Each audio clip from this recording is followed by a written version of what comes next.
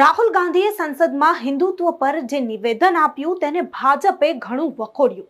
તે નિવેદન પર ભાજપે તેના કટકા જે છે તે સોશિયલ મીડિયામાં વાયરલ કર્યા અને હિન્દુ લોકોને ખૂબ જ ભડકાવ્યા।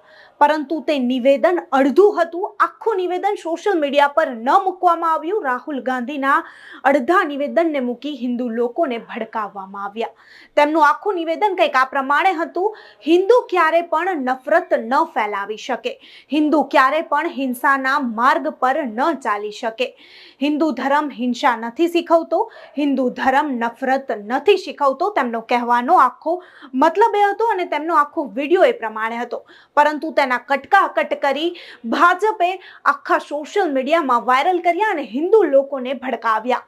ત્યારે કોંગ્રેસ કાર્યાલય પર પણ જે વીએચપી વિશ્વ હિન્દુ પરિષદ અને બજરંગ દળના કાર્યકરોએ જે હંગામો કર્યો, રાહુલ ગાંધીના પોસ્ટરો પર કાળી શાહી લગાવી, કાળા સ્પ્રે વડે તેમના પોસ્ટરો બગાડવામાં આવ્યા, તેમના પોસ્ટરો ફાડવામાં આવ્યા અને કોંગ્રેસ કાર્યાલય પર ભારે તોડફોડ પણ કરવામાં આવી। અને તે જ દિવસે ગઈકાલે સાંજે કોંગ્રેસ કાર્યાલય પાસે પથ્થરમારો પર કરવામાં આવ્યો। ભાજપ કોંગ્રેસના નેતાઓની વચ્ચે બરાબરનો પથ્થરમારો થયો। આ પથ્થરમારામાં પોલીસ પણ ઘાયલ થઈ। વાત એટલી વણસી ગઈ, રાહુલ ગાંધીના એ નિવેદનનો કટકો એટલો વાયરલ કર્યો, હિન્દુ લોકોને પણ એટલા ઉશ્કેરવામાં આવ્યા અને આ લડાઈ એક રાજનૈતિક જે હતી તે લોકો સુધી પહોંચી, લોકો ઉશ્કેરાયા। ત્યારે વાત એટલી વધી ગઈ કે કોંગ્રેસ કાર્યકરોએ અને કોંગ્રેસ નેતાઓએ આ વિશે પોતાના નિવેદનો પણ આપવા પડ્યા। ત્યારે રાહુલ ગાંધીએ શું કહ્યું હતું તેના પર સ્પષ્ટતા કરતા જગદીશ ઠાકોરે પોતાનું નિવેદન આપ્યું અને જગદીશ ઠાકોરે શું કહ્યું તે સાંભળીએ। નમસ્તે સાથીઓ, 2 દિવસ પહેલા રાહુલજીએ લોકસભામાં જે વાત કરી છે એ સમગ્ર દેશમાં ચર્ચાનો વિષય બની છે। રાહુલજીએ સાચા હિન્દુવાદની વાત કરી છે, હિન્દુ કોણ હોવો જોઈએ, કેવો હોવો જોઈએ એની વાત કરી છે। સમગ્ર વિશ્વને પોતાનું કુટુંબ માને, વસુવૈધ કુટુંબમાં માને એને હિન્દુ કહેવાય। માનવતા, પ્રેમ, ભાઈચારાનો વ્યાપ વધારે એને હિન્દુ કહેવાય। ચારેય શંકરાચાર્યોના જે ધાર્મિક આદેશો આવે એ આદેશોને માનવા વાળો હિન્દુ કહેવાય।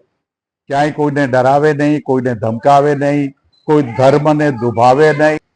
ચારેય શંકરાચાર્યોના જે મઠાધીશો છે અમારા, એ અમારા હિન્દુ ધર્મની પવિત્ર પરંપરાઓ જાળવીને ધર્મના આચરણ શીખવાડી રહ્યા છે।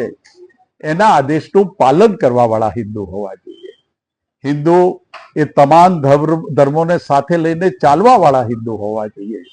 હિન્દુ અહિંસક છે, હિન્દુ હિંસામાં નથી માનતો અને એટલે જ તમામ હિન્દુ દેવતા દેવીઓના આશીર્વાદ વાળા ફોટા આપણે જોઈએ છે કે અભય રહો, ડરો મત, ડરાવો મત। આ વાત રાહુલજીએ કરી છે कि हिंदू डर नहीं फैला सकता, हिंदू हिंसा नहीं फैला सकता, हिंदू नफरत नहीं फैला सकता।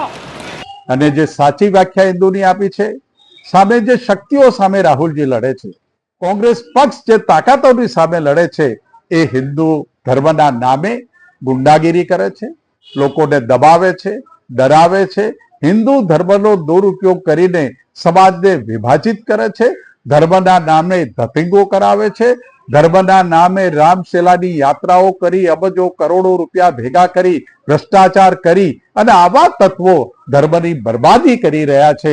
અને એટલે જ સમગ્ર દેશમાં હિન્દુ ધર્મ સાચો શું અને હિન્દુ ધર્મની આડ લઈને રાજનીતિ કરતા સમગ્ર હિન્દુસ્તાનના તમામ સમાજો, રીતિ રિવાજો અને જ્ઞાતિઓ છે એને છિન્ન ભિન્ન કરતી શક્તિઓની સામે આપણે સૌ તાકાતથી લડીએ, એ જ રાહુલજીનો સંદેશ છે।